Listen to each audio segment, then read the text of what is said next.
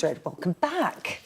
What have we got this time around? We're going to go for a picture story, James. You've picked out this in the Times. Photographs of the year. Donald Trump taking the main focus there. Well, yes. I mean, this is obviously the classic end-of-year roundup, looking at some of the striking visual images of this year. And the Times have named their one of Donald Trump celebrating his election victory, which I suspect is how we're going to remember 2024, a year of general election here in the UK and in the US. And there's obviously, you know, Donald Trump knows the power of an image, and so he's there striking all the sort of stars and stripes in the background. So many different images you could choose for his ones this year. The assassination attempt. I was going to say, I'm surprised that wasn't chosen. But I always think maybe that's too famous, and so you're trying to vary it up. And then some other ones here. There's a fantastic one of Boris Johnson launching his memoirs. Not sure it was quite one of the defining moments of the year, but he's still... It's quite a funny picture. I can't work out what it is. Well, I think it's just... I can't either, actually. You know, sort of flame... Flames like a halo. Some kind. Maybe the flames of judgment consuming him. I don't know. And then, you know, looking around, there's also Paula Venables, obviously the post office inquiry as well. Yeah, she was heckled as she went in to give evidence, wasn't she? Such a big crowd on day one. And for me, I think Jude Bellingham, the reaction there, which I think is our generation's Paul Gascoigne moment, I'd say, the tears. Oh, I'd almost forgotten about that, but thank you to the Times for bringing that up. There you go, some picture stories in the Times. We're going to look, Janelle, at a story in the Daily Mail about Labour, and this was some research that was done by Sky News that the Daily Mail have picked up on, and the fact that since Labour came to power over the summer, they have created a new quango every week. Which is, and I hadn't heard the word quango for ages, so I had to go back and hear it. Quasi-autonomous non-governmental organisations, and so 25 of them. For everyone. Yes, because I was. But what they're taking it back to is 2011, was when there was 500,000 civil servants, and they reckon that's where Labour is going now. So it is literally like rolling back the years. I think the Conservative government was defined by SPADs, and with Labour it seems to be quangos. But I do think it is going to be interesting. It's again 6 of one, half dozen of that. You need plans if you want to totally overhaul the way our country works and systems. However, there does come a point where we can plan, but you actually have to do and you actually have to execute. And I think sometimes you can... forces, don't you? Yeah, you do. Well, you need some, but I think, as the Mail points out, some of these task forces are basically an answer to a political question and they want to kick the can down the road. So the Child Benefit Task Force, for instance, is just because they wanted to avoid a row on that. The New Homes Task Force is because they want to avoid a row on that. So some of these quangos have a good purpose, some of them are a bit more controversial. OK, all right. James, in the Mirror, fines for hunters, Boxing Day hunts happening across the UK yesterday, but big fines could be dished out under plans to crack down on those said to be bending the rules. Absolutely. So this is about, obviously, every year, 26th of December, we have the Boxing Day hunts across the country. And to time that this year, Labour, first time in 14 years they've been in government, are saying they're going to both strengthen the laws in terms of the existing punishments on fox hunting, and then also potentially move to ban trail hunting, which is where no foxes are killed, but they lay a scent and they go after that as well. So there's a sort of controversy about that, obviously, given Labour's position on the countryside, whether they're going to further alienate those communities in rural areas, but obviously it plays well in lots of Labour voters and MPs as well. It's interesting, isn't it? Why does fox hunting keep coming back and creating these headlines? Because it affects such a small proportion of the UK, yet it always makes a big splash, doesn't it, when it comes up again? I think it feels like the unfairness of... I think people in urban areas would probably say a lot of them are over-policed, and if there was something where we were bending the rules like this, there would be more of a crackdown. And I think it kind of feels like, because it feels like it's them over there, rich folk, I think there's a lot of people who actually do take exception to it, and I think that might be behind quite a bit of the uproar and the outrage about the bending of the rules. And I think class as well is a huge part of it as well, and people's perception of fox hunting is perhaps one which it formulates this. Those support it say it's traditional, those who don't say it's outdated. Let's move on to prisons, shall we, Janelle? This is a story you've picked out in the Times. This is David Gauke, the former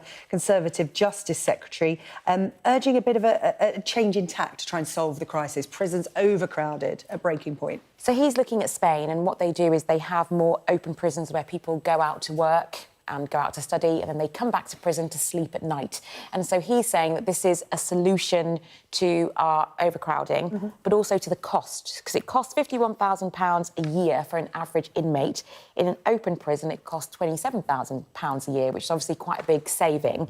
But I think it is really interesting, actually. If someone is OK to be out all day, work and study, I wonder, could they not just sleep at home? Because obviously, if they're no longer a danger.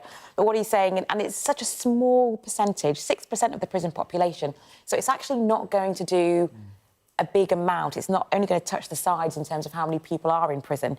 So I don't know how much it will actually do, but it would be something and save some money. Yeah, it's interesting, isn't it? Because the debate about prisons is always, are they there to punish or are they there to rehabilitate? Is it to do a bit of both? This new plan, James, it seems like that might be more towards rehabilitation almost. Yeah, and I think that's where a lot of Labour politicians and mandarins are on this. I think it's obviously worth noting it's just one part of their two-pronged approach, because also they want to build new prisons as well. This was the big announcement by Shabana Mahmood earlier this month as well. So I think that it's partly going to be looking at rehabilitation, but I mean, frankly, a lot of it is just about Treasury thinking and trying to save some money. Yeah, yeah.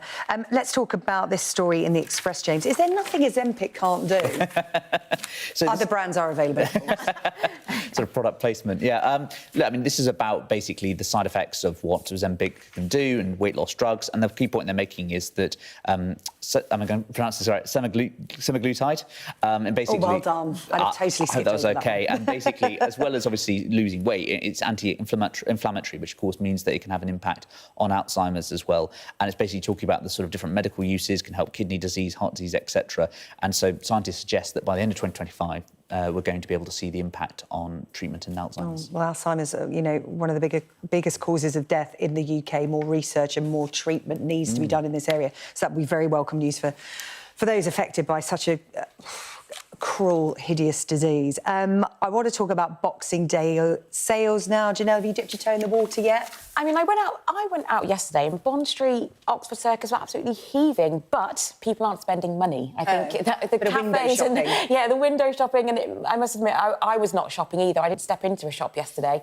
But yeah, sales are down. But with online shopping, you don't need to go in queue at 5 a.m. to go into net. You probably have a better chance at midnight sitting on your computer and you'll get the best deals without the queuing. So I think it's normal that the Boxing Day will continue to fall and fall unless they do something radical that saves you loads of money or some kind of shopping experience. I think it's a trend that's going to continue.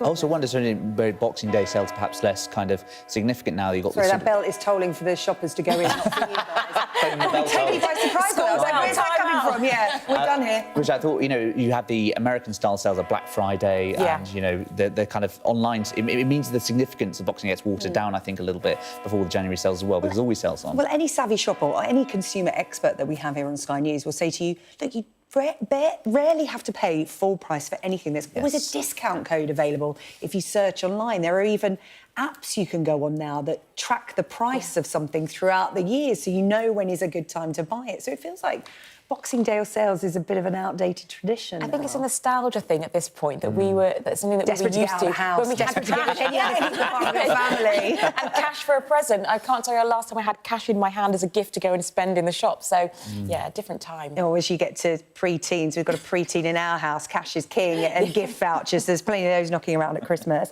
Taylor Swift, James. I didn't have you down as a Swiftie. I'm not really, but you know, I'm Swift curious, I'd say.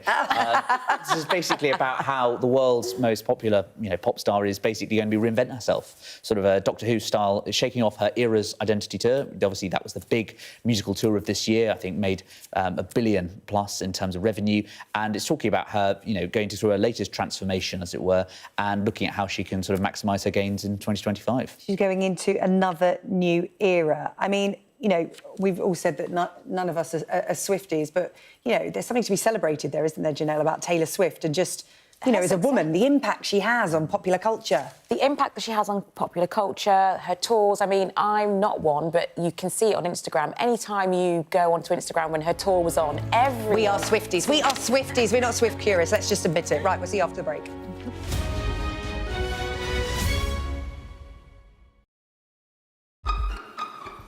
We've got your Sunday mornings covered.